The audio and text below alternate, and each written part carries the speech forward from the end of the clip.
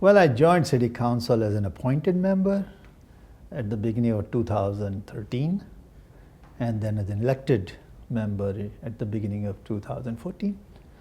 My biggest learning or change of impression that I had before and after, if that's the way you're asking the question, was I used to think that all the politicians are pretty much self-centered, looking for more name and titles and things like that, and ego thing kind of thing. After I joined the Planning Commission, and more so after I joined the council, I came in contact with not only our own council, but councils of other cities and county supervisors, and even beyond county supervisors, some of the state assembly people and senators. I found that most of them are really dedicated people working as best they can to solve problems which are really complex, because there's no black and white issues in this kind of work. It's always gray. So I found I have a lot more respect now for people who give part of their life and their resources for the betterment of everybody else. What I like most about being with council, actually it's a function of which council. So I'm talking about my council, South San Francisco Council. I find that after being on the council and having the ability to reach out people and talk to people on the street and having communications, and they're having some confidence that if they talk to me, perhaps something might come out of it. I find it so more rewarding living in the city when you are obviously involved with the city you're living in and with the people by their votes and otherwise also supporting where you're going. I was an engineer, but that didn't stop me from being in theater. As a matter of fact, that's one of the surprising things I wanted to share with your viewers here, that I have produced 4 full-scale plays in Palo Alto. Yes, and I was building with my own hands the sets for those theaters and things like that, because I wanted to know what it is to work in theater area. And theater communities, we'll talk about it some other time, but it's something else because they have so much communion with each other. Okay, I am focusing on right now 2 things.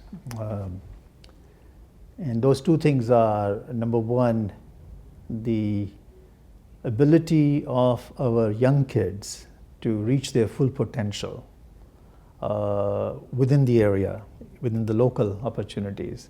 So I'm trying to create a career bridge between our youngsters in elementary, middle school, and high school to be able to get trained to get those nice, well-paying jobs across the Highway 101 in our biotechnology industry. And I've been working with both the industry as well as school systems, as well as some of the nonprofits on how to make it happen. And I think we are succeeding in that. So education is one of my prime motivation, because I feel that one single person in a family which never had college training or never had any professional careers, one single person who can achieve this thing can change the whole future of that generation, of that family for the future. So it's a big deal. Especially, as I was mentioning, it's a competitive environment in the future, and we got to be prepared for it. Number 2, what I like to do is to make sure that our city is a beautiful city with a lot of community feelings and a lot of things to offer to everybody. We have so many things. We are on top of our game with our biotechnology industry. We are home of some of the brand names throughout the world, like See's Candies and you name it. And we have innovations, like even our garbage company has innovated their treatment of the garbage, kitchen garbage, to produce fuel for their trucks. And they have been recognized for that. So I feel that our city is one of those places where the full potential, if it's realized, would be just even more fantastic than it is. And it's a very well-kept secret. So I like to just be remembered that life brings new revelations, but learning is always good. It's interesting. And helping people is the best way of finding happiness yourself.